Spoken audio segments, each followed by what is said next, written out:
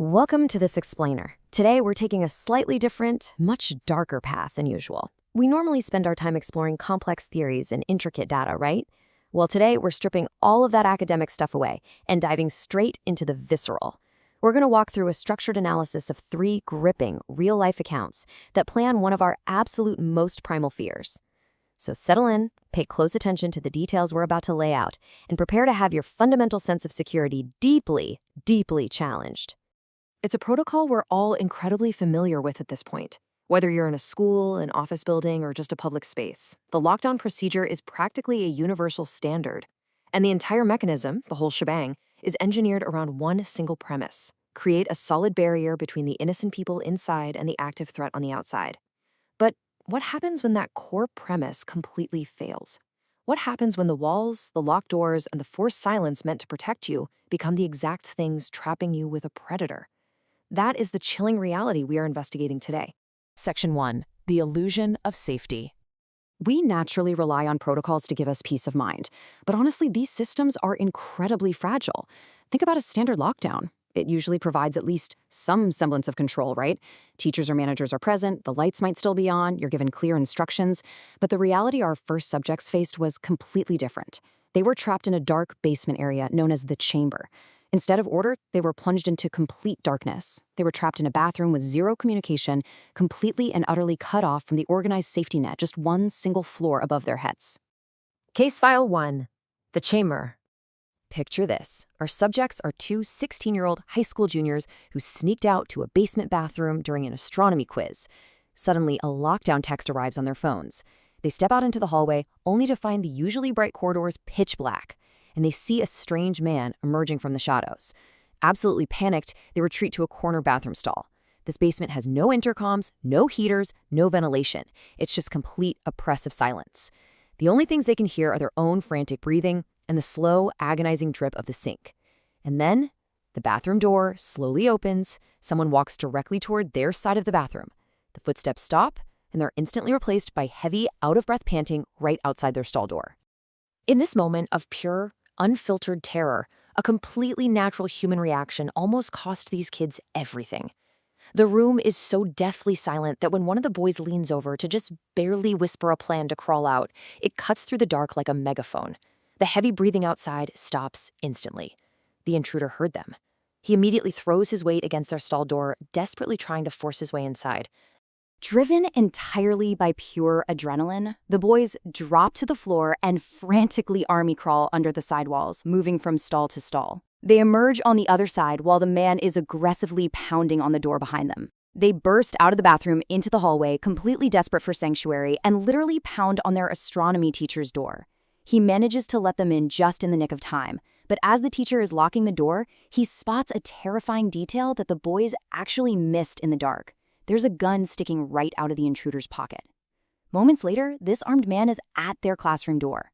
He's violently rattling the knob and staring through the narrow glass window. When the lock holds, he finally walks away.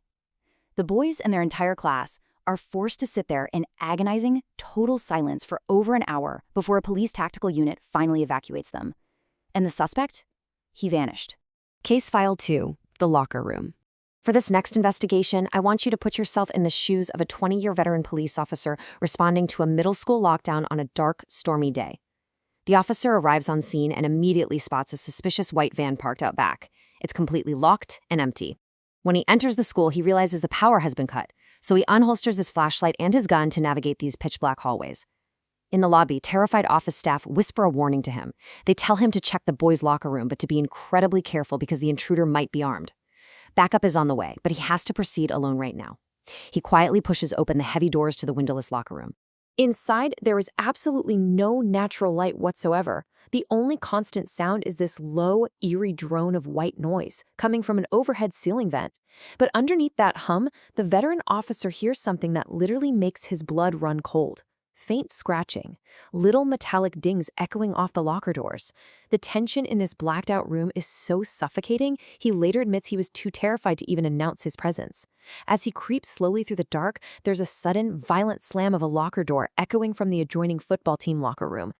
At this point, the officer finally musters the nerve to shatter the silence. He shouts, "Police!" And instantly, a muffled scream of, "Help!" echoes from somewhere inside the rows of metal lockers. A kid frantically starts pounding on a locker door from the inside. The officer rushes over, pulls open the door, and makes a truly sickening discovery. A 12-year-old boy had been shoved inside the locker. The kid is bleeding from defensive cuts on his arm.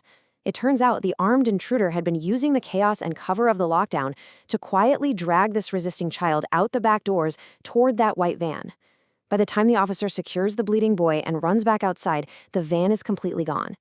The officer's one lingering regret to this day is failing to get the license plate the second he pulled up. But fortunately, by utilizing descriptions, they tracked the predator down. He was identified and arrested a week later in a 7-Eleven parking lot. Case File 3. The Hotel Guest. Okay, let's look at our final case. A 16-year-old girl is staying completely alone at a Hampton Inn in New Jersey while touring a prospective university. She gets back to her room around 8 p.m. About an hour later, this obnoxious white strobe light starts flashing from the ceiling, and it's accompanied by a looping automated voice stating that the hotel is on lockdown. Assuming it's just a system glitch, she decides to wait it out. By 9:30, the audio actually stops, but that blinding strobe light just keeps flashing.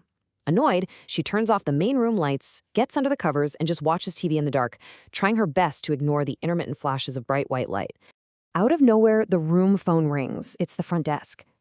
Now, she's expecting them to apologize for the faulty alarm, right? But instead, a deeply panicked voice on the other end tells her to stay calm, walk to the door, and that there is somebody inside the room with her. She drops the phone.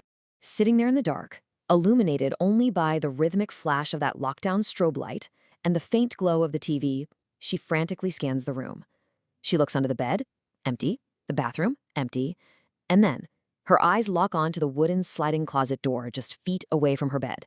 It's open just a tiny, tiny crack, and staring directly back at her through that crack is a man's face.